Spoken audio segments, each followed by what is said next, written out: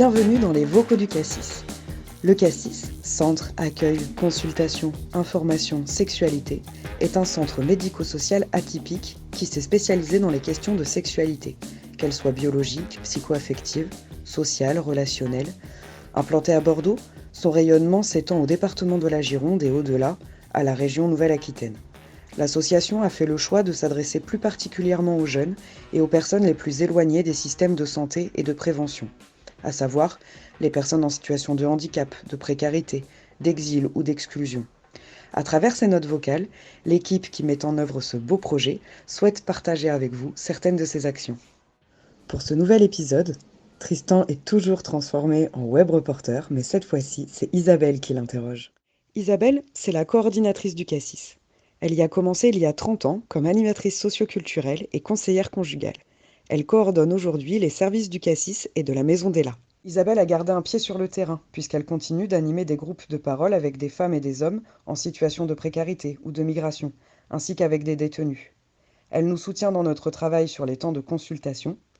Elle intervient également dans les classes de terminale pour prévenir des violences sexuelles et au sein du couple pour la Maison d'Ella. Et c'est de ce service dont elle a choisi de vous parler aujourd'hui.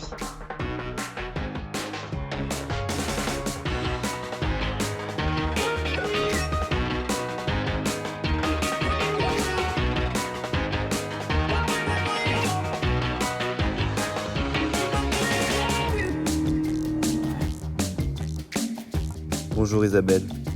Tout d'abord, bienvenue dans les vocaux du Cassis. Bonjour Tristan. Alors, dans un premier temps, j'aimerais qu'on revienne ensemble sur le projet de la Maison d'Ella. Dans l'épisode précédent, Muriel nous a expliqué qu'il s'agit d'une structure de prise en charge globale des femmes victimes de violences. Et moi, j'aurais aimé revenir avec toi sur quelles sont tes missions, à toi, à la Maison d'Ella. Alors à la Maison d'Ella, j'ai une mission de coordination, tout comme au Cassis. Ça veut dire que je suis à l'interface entre les instances dirigeantes de l'association et l'équipe et que je dois mettre en place des conditions propices au fonctionnement du service, c'est-à-dire veiller aux conditions de travail, favoriser la communication interne, impulser ou soutenir des réflexions de l'équipe, mais je dois aussi inscrire notre action dans un travail de réseau au niveau local et départemental. D'accord. Et est-ce que tu peux nous en dire plus sur la mission de coordination des structures, mais là au niveau régional, s'il te plaît ? Alors moi, j'interviens pas à ce niveau-là, mais je peux en parler. En fait, lors du montage du projet de la Maison d'Ella, la coprésidente du Cassis et la directrice ont rencontré des associations et des services de prise en charge des femmes victimes de violences en Nouvelle-Aquitaine. Il en est ressorti que beaucoup d'associations se plaignaient d'un manque de prise en charge coordonnée des femmes victimes de violences entre les associations et les institutions et qu'elles souhaitaient partager leurs expériences avec d'autres en région. Alors on a intégré le comité de pilotage du centre ressources du psychotrauma en Nouvelle-Aquitaine pour faire entendre la voix des associations et pour une meilleure coopération entre elles et les hôpitaux. Par ailleurs, nous organisons tous les ans une journée régionale d'échange sur la prise en charge du psychotraumatisme des femmes victimes de violences. Et je vous l'annonce, la prochaine aura lieu le 29 septembre prochain. Merci Isa du bon plan, je note direct dans mon agenda. J'aurais aimé revenir avec toi aussi sur l'accompagnement des victimes de violences à la Maison d'Ella. Pour le moment, il est exclusivement pour les femmes. J'aurais aimé savoir s'il y avait une raison à ça et quelle est la place par exemple pour les hommes. Je pense par exemple aux hommes dans les couples de même sexe en cas de violence. Comme tu l'as compris Tristan, à travers ce qu'a expliqué Muriel, le projet de la Maison d'Ella est venu de notre expérience et des besoins qui émergeaient au Cassis. Et il se trouve que le Cassis est très majoritairement fréquenté par des femmes. C'est donc pas du tout une position idéologique ou militante, mais c'est le résultat de notre façon de faire évoluer notre projet. On part des besoins qu'on voit émerger au travers de nos actions et des demandes des personnes qui s'adressent à nous.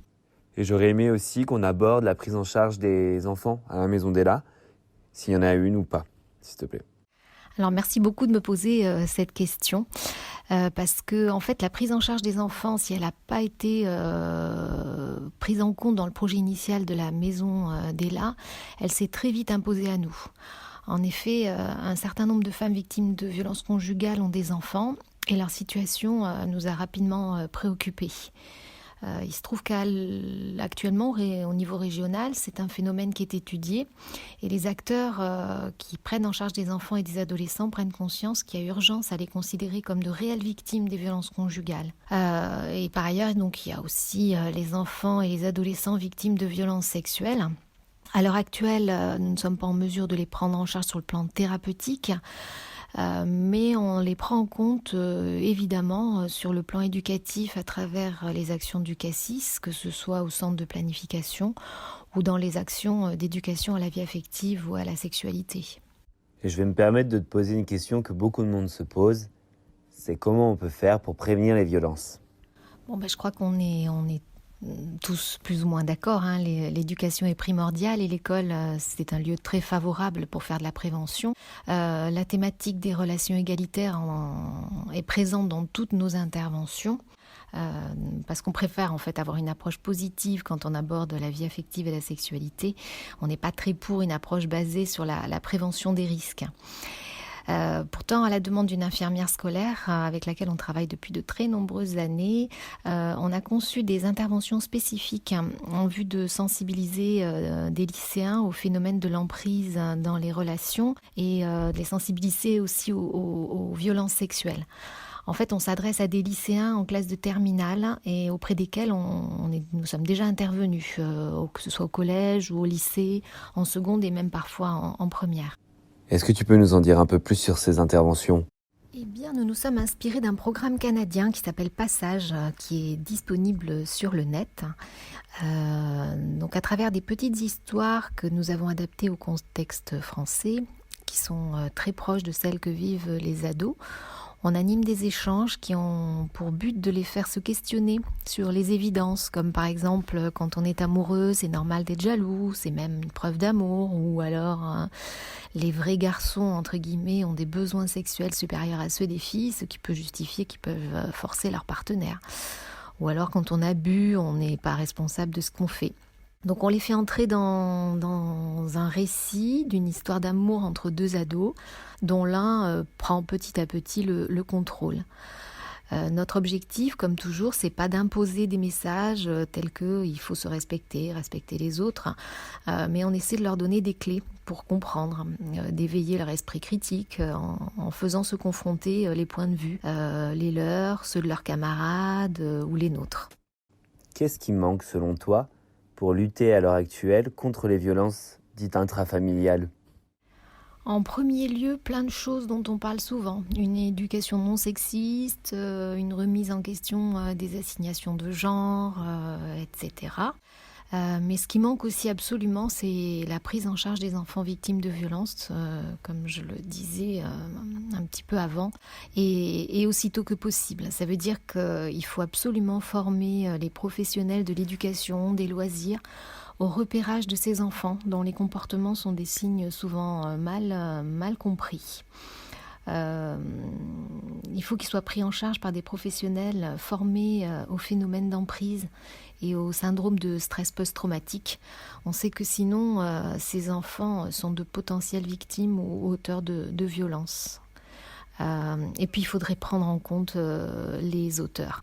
Vraiment, les réponses actuelles sont totalement inadaptées au phénomène. J'aimerais, avant qu'on se quitte, revenir avec toi sur la coordination d'équipe. À l'heure actuelle, tu coordonnes une équipe de plus de 15 personnes qui est pluridisciplinaire, avec des travailleurs sociaux, des médecins, des services civiques. Tu coordonnes aussi des groupes de travail dans différentes institutions. Et il y a aussi la participation à la coordination au niveau de la Gironde, au niveau des structures de prise en charge des femmes victimes de violences. J'aimerais savoir, pour toi, quelles sont les qualités à avoir pour être une bonne coordinatrice ? Pour moi, il faut aimer travailler en équipe et faire confiance aux compétences de chacun, de chacune. Il faut aussi savoir mettre en place des conditions de ce travail de collaboration. Il faut savoir prendre de la distance par rapport aux problèmes qui émergent du terrain pour pouvoir aider à les résoudre. Et puis, je pense qu'il faut avoir une bonne connaissance du terrain et donc ne pas hésiter à y retourner régulièrement. Avant de se quitter, est-ce que tu peux nous dire comment on peut faire pour joindre la Maison Della ou le CASSIS, s'il te plaît ? Alors, confinement oblige, je vous recommande de nous joindre au 06 31 05 85 78 ou par mail à maisondela33 tout attaché en minuscule @gmail.com. J'en profite pour te remercier pour tout. Notamment, je ne sais pas si vous l'avez reconnu, mais Isabelle, c'est la voix qui d'habitude introduit les vocaux du Cassis. Merci beaucoup à toi Tristan. Je suis vraiment très heureuse que nous puissions partager nos expériences par le biais des podcasts. À très vite, j'espère. Merci beaucoup, Isabelle.